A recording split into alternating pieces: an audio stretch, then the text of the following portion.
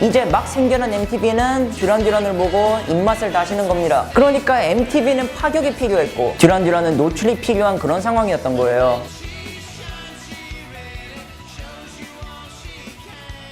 한 시대를 풍미한 옛날 뮤직션을 알아보는 시간, 복고맨입니다. 제가 이 채널을 하면서 꾸준히 요청을 받은 분들이 있어요. 듀란듀란과 컬처클럽, 그리고 아하인데 그 시대를 체험하지 못한 저는 이게 그 당시의 시대상을 알 수 있어서 굉장히 즐겁더라고요. 사실 뭐 제 동년배 중에서는 이 밴드를 얘기할 수 있는 친구가 아무도 없으니까 아주 반가운 그런 감정이었죠. 이 세 팀의 웸까지 총 4팀이 당시 우리나라 청춘을 들었다 놨다 한 대표적인 밴드로 거론이 됩니다. 웸은 조지 마이클 편에서 다뤘으니까 제외하고 듀란듀란, 컬처클럽, 아하로 이어지는 MTV의 친구들 특집을 진행할 예정이에요. 그 첫 번째는 가장 먼저 데뷔한 듀란듀란인데 영국의 뉴웨이브를 논할 때 빼놓을 수 없는 비주얼과 뮤비의 전설이죠. 40년을 살아있는 장수 밴드, 한때는 청소년들의 마음을 훔쳤던 아이돌 같은 존재 듀란듀란의 일대기를 이 영상을 통해 알아보도록 하겠습니다. 1986년에 나온 영화 중에 바바렐라라고 있어요. 제가 이 영화를 봤었는데 사실 이거는 SF의 탈을 쓴 에로 영화입니다. 그리고 괴작이에요. 끝나면은 그 오프닝이랑 제인 폰다 미모밖에 기억이 안 나는 그런 B급 영화인데 이 영화가 남긴 유산이라면 등장인물들의 특이한 패션이라던가 아니면 그 야시시한 분위기에서 나오는 영상미예요. 제가 이 얘기를 왜 하느냐? 바로 듀란듀란이 여기 나오는 악당의 이름입니다. 듀란듀란을 아시는 분들은 벌써 이 영화와의 연관성이 조금씩 보이실 거예요. 처음에 듀란듀란이 주목받았던 게 그 화려한 패션과 야시시한 뮤비잖아요. 그리고 신나는 댄스곡. 그러니까 다른 락밴드들하고는 약간 달랐죠. 그 음악 또한 신디사이저를 이용해서 세련된 느낌을 줬고 그러니까 딱 젊은이들의 취향 저격이었던 거예요. 듀란듀란의 시작은 1978년 휴먼리그라는 밴드가 기타 없이 키보드만 3개 넣은 걸 보고 아 우리도 이런 음악을 해야겠다고 다짐했다 합니다. 그리고 2년간 멤버를 수시로 바꾸며 방황하다가 보컬 사이먼 르봉을 만나는데 사이먼은 초면에 분홍색 표범이 그려진 바지를 입고 오고 듀란듀란 멤버들은 아 이 친구 뭔가 있다면서 그대로 영입. 이때를 기점으로 듀란듀란의 색깔이 입혀졌다고 보시면 될 것 같아요. 그래서 듀란듀란은 시작부터 그 화려한 패션으로 많은 주목을 받았습니다. 락신에서 가장 귀여운 소년들이라는 칭호를 얻을 정도였으니까 사실 이 시기 이런 특징을 가진 영국 밴드들이 꽤 있었거든요. 이런 밴드들을 영국의 뉴 로맨틱 씬으로 묶곤 하는데 사실 우리한테 뉴 로맨틱이라는 말은 약간 생소한 용어예요. 미국 사람들도 이거를 잘 몰랐다고 합니다. 그러니까 듀란듀란이 세계로 나아가려면 단순한 패션 이상의 어떤 무언가가 필요했던 거예요. MTV의 친구들이 시작되는 게 바로 이 시점. MTV의 개국 날짜는 1981년 8월 1일입니다. 그리고 듀란듀란 1집의 발매 날짜는 1981년 6월 15일. 그러니까 시대를 너무나도 잘 탄 거예요. 듀란듀란은 처음부터 세상에 강렬한 임팩트를 남기는데 그것은 바로 뮤직비디오의 파격적인 노출 그리고 섹스 어필 요소를 잔뜩 집어넣으면서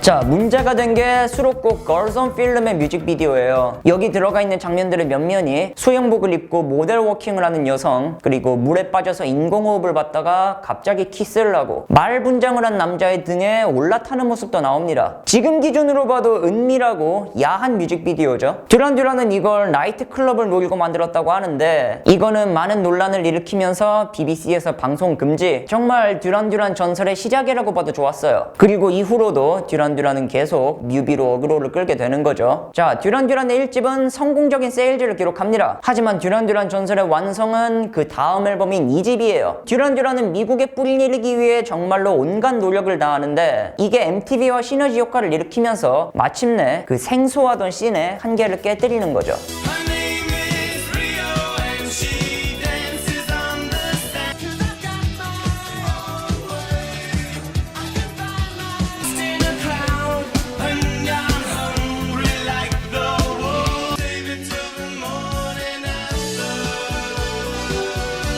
자, 안티과와 스리랑카, 영국 밴드가 기상천외한 장소에서 뮤비를 찍고 그 당시로는 드물게 또 뮤비에 35mm 필름을 사용했어요. 그러니까 뮤비가 영화가 되고 이제 막 생겨난 MTV는 듀란듀란을 보고 입맛을 다시는 겁니다. 듀란듀란이 이때 라디오 수요층까지 분석해서 미국용 리믹스를 따로 만들고 그랬거든요. 그리고 원곡보다도 댄스 리믹스가 좋은 반응을 얻으니까 댄스곡 위주의 마케팅을 하고, 그러니까 MTV는 파격이 필요했고 듀란듀란은 노출이 필요한 그런 상황이었던 거예요. 사실상 상부상조하는 윈윈 관계였다. 결국 MTV는 듀란듀란을 틀어주고 둘은 모두 성공을 얻게 됩니다. MTV가 개국하고 처음으로 틀었던 뮤비가 비디오 킬 더 라디오 스타잖아요. 그거를 너무나 잘 보여주는 밴드라고 생각해요. 밴드 멤버 닉의 말을 들어보면 처음에 뮤비 촬영을 제안한 건 레코드사였다. 우리가 투어를 못 가는 나라의 사람들에게 우리의 모습을 어필할 필요가 있었다고 하는데, 들리는 것만큼이나 보여지는 모습을 강조하던 듀란듀란에게는 뮤비만큼 좋은 선택지가 없었던 겁니다. 이후에 듀란듀란은 듀란이라고 불리는 독보적인 팬층을 형성하게 되고 다이애나 황태자비의 최애 밴드가 되기도 하고 그야말로 MTV와 모두의 아이돌로 승승장구. 하지만 그 말은 반대로 음악을 향한 평가가 박하다는 말이기도 했어요. 시대에 편승한 밴드, 비주얼 밴드라는 수식어가 붙게 됩니다. 그리고 부와 명예를 안겨준 화려한 패션과 뮤비는 부메랑이 돼요. 하지만 듀란듀란이 음악적으로 부족했느냐고 한다면 또 그게 아니거든요. 뭐 뉴웨이브의 전성기를 이끌면서 팝과 락을 적절하게 융합했다는 평가를 받는데, 특히 제가 생각할 때는 베이스가 죽입니다. 당장 리오만 들어봐도 그 베이스가 곡을 이끌고 있고,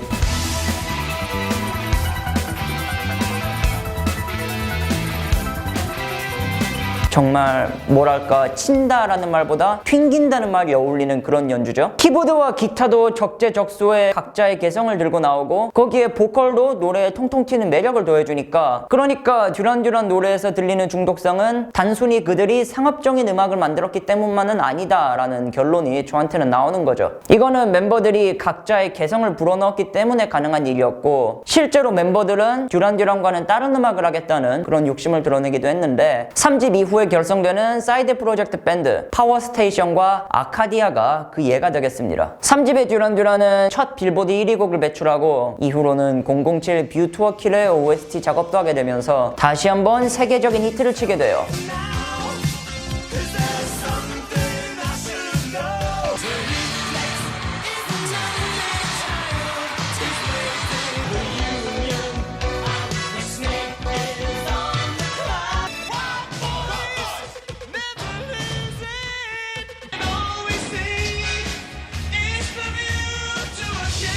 하지만 말씀드렸듯 이때는 듀란듀란이 밴드 본연의 일보다는 다른 일에 더 집중하고 있었다. 듀란듀란의 전성기는 이때를 기점으로 조금씩 꺾이게 됩니다. 뷰 투어 킬의 발매가 1985년이었고 이후 드러머 로저 테일러가 탈퇴를 선언. 퀸의 로저 테일러라는 이름이 같아서 탈퇴하는 건 아니고요. 그 로저의 말을 들어보면 그때는 정말 지쳐 있었다. 우리는 너무 빨리 커버렸고 나는 그런 현실을 받아들이기 힘든 부분이 있었다. 그리고 이어서 기타리스트인 앤디 테일러도 탈퇴를 선언하죠. 사실 듀란듀란도 여느 슈퍼스타처럼 마약이라던가 살인적인 스케줄 뒤에 찾아오는 현타라던가 하는 각종 문제를 안고 있었는데, 그런 면에서 보면 정말로 한순간 딱 빛나고 사라질 수 있는 그룹이었던 거예요. 그리고 전성기를 맞은 지 채 5년이 지나지 않아서 멤버들이 균열을 일으키면서 결국 쪼개진 거죠. 뭘 해도 음악 외적으로 평가받을 수밖에 없었던 듀란듀란. 그래서 데뷔 초에 화려한 옷을 입고 다닌 걸 후회하기도 했다고 하고, 아까 제가 그들의 비주얼적 요소가 오히려 부메랑이 됐다고 말씀드렸잖아요.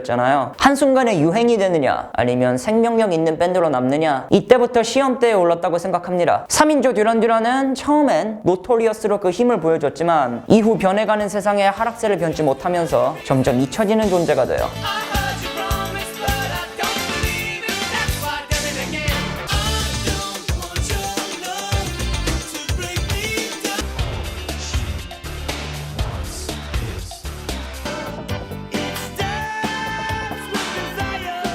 자, 듀란듀란은 분명히 유행에 편승한 팝밴드 대접을 받고 있었어요. 그러니까 유행이 변하면 자연스럽게 그들도 사라질 거라고 생각하는 사람이 태반입니다. 그들이 닦아놓았던 뮤비판에도 이제는 수많은 후배들이 늘어섰고, 물론 단순히 아류라고 부를 수 있는 가수도 많았지만은 이때쯤 되니까 아예 한 차원 다른 뮤비를 보여주는 가수들도 속속들이 생겨난 거죠. 그래서 듀란듀란에게는 정말로 위기의 시기였는데, 제가 옛날 음악을 들으면서 확실히 느끼는 게 한 가지 있다면 정말로 유행에 편승하기만 했던 밴드들은 팬들은 지금 와서는 그 이름을 찾기도 힘들다는 거예요. 사실 전 듀란 듀란이 유행에 편승했지만 동시에 유행을 만들어낸 밴드라고도 생각을 합니다. 그러니까 그들한테는 충분한 감각이 있었고 그래서 변화하는 세상에 대처할 만한 능력도 어느 정도 있었다는 거죠. 노토리어스 앨범 때부터 밴드는 변화를 준비하고 있었다. 앤디가 떠난 기타리스트 자리에 워렌 쿠크룰로를 채워놨습니다. 하락세가 지속됐지만 결국 듀란 듀란은 그 유행을 한 차례 더 잡아내는데 성공. 같은 종류의 밴드들이 너도 나도 무너지던 1990년대 기어이 자신들의 재기를 알리는데 성공해요.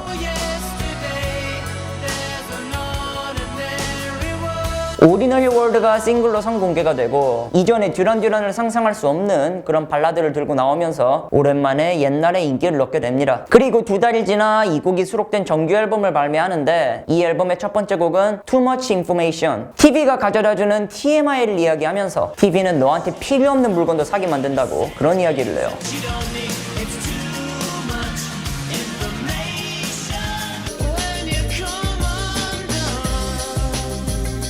이 앨범이 더 웨딩 앨범으로 많이 알려져 있지만 사실 정식 이름은 그냥 듀란 듀란입니다. 1981년에 냈던 데뷔 앨범과 이름이 똑같은데 저는 그냥 이게 그 시절의 듀란 듀란과 새 시대의 듀란 듀란을 구분하는 척도가 아닐까 뭐 그런 생각이 들기도 해요. 이때 듀란 듀란이 이전과는 완전히 다른 얼터너티브 록을 선보였거든요. 그리고 여기엔 새로 영입한 워렌의 기타가 아주 큰 역할을 했고요. 자, 오디너리 월드도 그렇고 특히 커먼돈 같은 또 다른 명곡도 여기 수록이 돼 있죠. 마지막 트랙에는 갑자기 한국말이 들려서 팬들이 깜짝 놀라기도 했어요.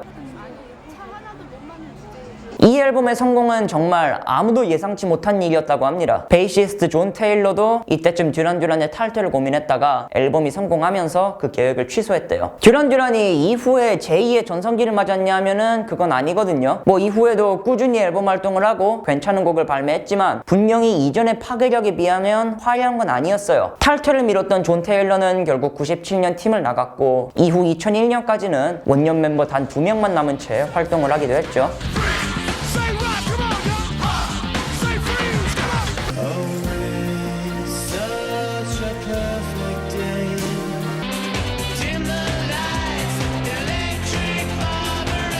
2001년이 되어서야 남은 둘은 재결합을 목표로 전화를 돌리기 시작. 결국 16년 만에 완전체 재결합이 성사됩니다. 흩어졌던 듀란이들이 다시 모이고 2004년 새 앨범 아스트로넛으로 화려한 컴백. 이후 기타 앤디가 다시 떠나는 일이 있긴 했지만 그래도 남은 4명은 아직까지 듀란 듀란으로 활동하면서 곧 있을 15집을 준비하고 있다고 해요.